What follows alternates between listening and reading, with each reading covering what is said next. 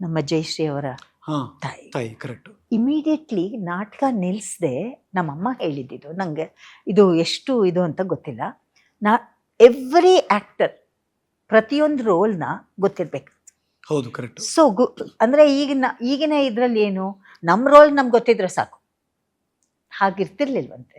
ಅಂದರೆ ಅದು because actors ಎಲ್ಲ ಅಲ್ಲೇ ಇದ್ದಾಗ it's like an institution, choreography institution ಇರ್ಬೋದು ಏನೋ.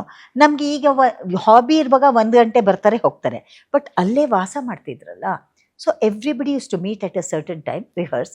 ಸೊ ಎಲ್ಲರೂ ಇನ್ನೊಬ್ರನ್ನ ಅಬ್ಸರ್ವ್ ಮಾಡೋರು, ಅಬ್ಸರ್ವ್ ಮಾಡಿದ್ರಿಂದ ಕಲಿಯೋರು, ಅವ್ರಿಗೆ ಇಡೀ ನಾಟಕ ಕೈಯಲ್ಲಿ ಇರೋದು. ಸೊ ಯಾರಿಗಾದ್ರೂ ಏನಾದರೂ ಸಡನ್ ಆಗಿ ಹೀಗಾದರೆ ಇನ್ನೊಬ್ರು immediate replace. At no point should that show stop. Okay okay. So ಹೀಗೆ ಹಿಂಗಾದಾಗ she was just pulled in and another show continued. Another artist took the place. ಆ ಜಾಗದಲ್ಲಿ ಕಂಟಿನ್ಯೂ. ಅಂದರೆ this has always inspired me. ನನಗೂ ಎಷ್ಟೋ ಸತಿ ನಾಳೆ show